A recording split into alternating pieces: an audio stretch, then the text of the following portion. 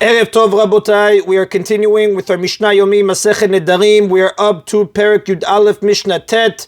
Today's Mishnayot should be Le'elu Nishmat Neria ben Svetlana Ranbayev Eliyahu ben Burcha Israelov Chana bat Miriam and Sason ben Raya Menuchatam began Eden Amen and Avdi ben Chaim lechaim v'derefua shelema Daniel Shalom ben Rosa betoch Shar Chulei Israel.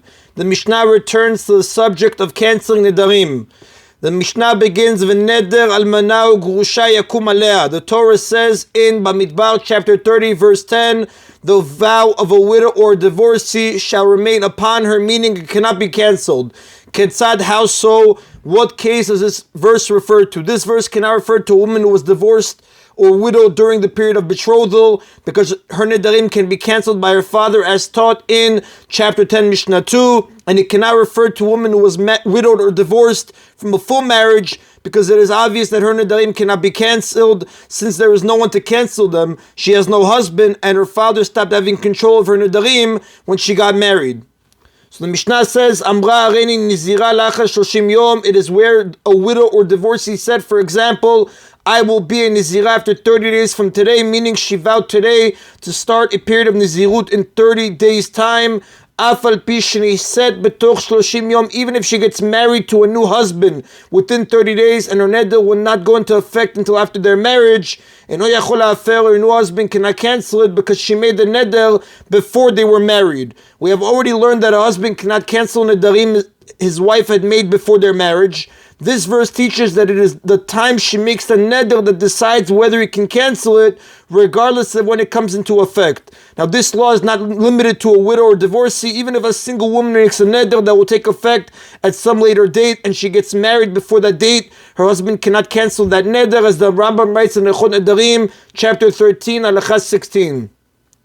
The Mishnah now discusses the reverse case. A woman made a neder while married that does not go into effect only after the marriage ends. Nadravi birshut abal, if she made a neder while she was in her husband's domain, meaning while she was married to him, mefer lah, he can cancel it for her even if he will no longer be her husband when it takes effect. Ketzad, how so? Amra areni nizira lacha 30, if she said I will be a nizira after 30 days from today, and her husband canceled this neder, afal pi shenit almena unitgarsha betoch 30, even if she is widowed or divorced within 30 days, harez mufar, the neder is cancelled because she was married to him when she made it. Now we have seen that her husband cannot cancel nedarim his wife had made before she married him. The Mishnah now discusses whether he can cancel nedarim she had made during a previous marriage to him. Nadra bo bayom, if she made a neder on a particular day, nitgarsha bo bayom, and was divorced on that very day, hechazirah bo bayom, and her husband took her back, he remarried her on that very day, and he then heard about the neder she had made before the divorce. Now if the husband had heard about the neder before he divorced her, then the fact that he divorced her knowing that afterwards she would be unable to have her neder cancelled is considered an approval of the neder, so he certainly would be unable to cancel it later. The Mishnah says in our case, and he cannot cancel it because she made it before their current marriage. This is the rule. Any woman who left a marriage and came into her own domain for even one moment, and her husband cannot cancel the nedarim she had made before that point. That is in the Mishnah Tet. Mishnah Yud lists cases where the nedarim of an unmarried woman cannot be cancelled by her father. There are three ways for a woman to leave her father's domain with regard to nedarim. A, she gets fully married, what we call nisuin. B, her father dies. And C, she becomes a bogeret, a full adult.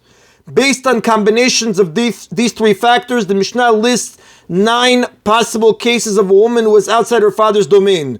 Tesha ne'arot nidren kayamin. There are 9 types of unmarried women whose nedarim remain in effect, meaning their fathers cannot cancel them. Although the Mishnah uses the word nara, which usually means a girl between 12 and 12 and a half, here refers to any woman who is old enough for her nedarim to be valid. In the rest of the Mishnah, though, the term nara refers only to a girl between 12 and 12 and a half. Now, the first 3 cases involve a girl who was fully married and then widowed or divorced while she was still a nara, a girl between 12 and 12 and a half. Such a girl is called an orphan in her father's lifetime because although her father is alive, she is no longer in his domain and is similar to an orphan who has no father. So Mishnah continues, Bogeret v'itoman, number 1, one who made a neder when she was a bogeret and she is an orphan in her father's lifetime. She was fully married and was then widowed or divorced as a nara, an orphan in her father's lifetime.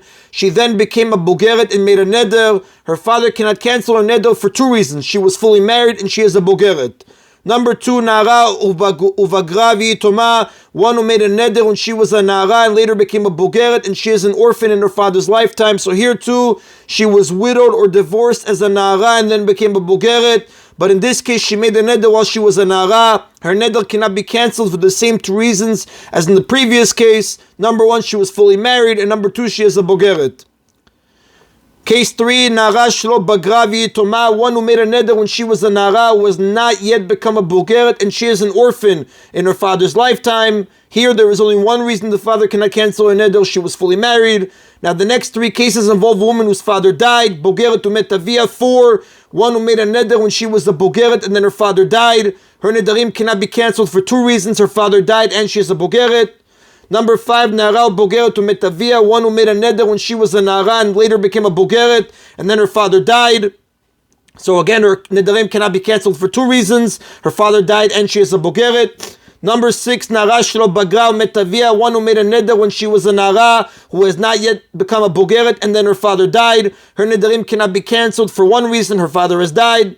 The next 3 cases involve a Bogeret. Number 7, Nara Shemetavia Umishemetavia Bagra, one who made a neder when she was a nara and whose father then died, and after her father died she became a bogeret. Her nedarim cannot be cancelled because she has no father and she is a bogeret. Number 8, Bogeret Vavia Kayam, one who made a neder when she was a bogeret and her father is alive. Nara Bogeret Vavia Kayam. Number 9, one who made a neder when she was a nara and later became a bogeret and her father is still alive. In these last 2 cases, her father, although alive, cannot cancel her nedarim because she is a bogeret. Now in truth, these 9 cases can be reduced to 3. 1, a woman who was fully married. 2, a woman whose father died. 3, a bogeret, a girl past the age of 12 and a half. If a woman is in any one of these circumstances, her nedarim cannot be cancelled by her father, regardless of all the other circumstances in her life. The Tana of our Mishnah made different combinations of these factors to create 9 cases in order to encourage discussion and stimulate the minds of his students. Now, until now, we have said that whenever a woman gets married and is then widowed or divorced, what we call an orphan in her father's lifetime, her father cannot cancel her nedarim. Rabbi Yehuda holds that this is not always true. Rabbi Yehuda says, also someone who married off his daughter was a minor younger than age 12. She was widowed or divorced, and she therefore came back to live with her father. She is still treated like a nara who was never married, and her father can cancel her nedarim until she becomes a bogeret. According to Rabbi Yehuda, only a nara's marriage removes her from her father's domain permanently. A ktana's marriage removes her from her father's domain only while she is married. If the marriage ends, she returns to his domain.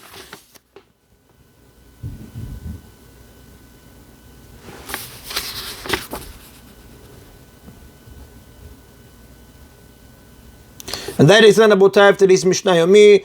Baruch Adonai Leolam. Amen v'amen.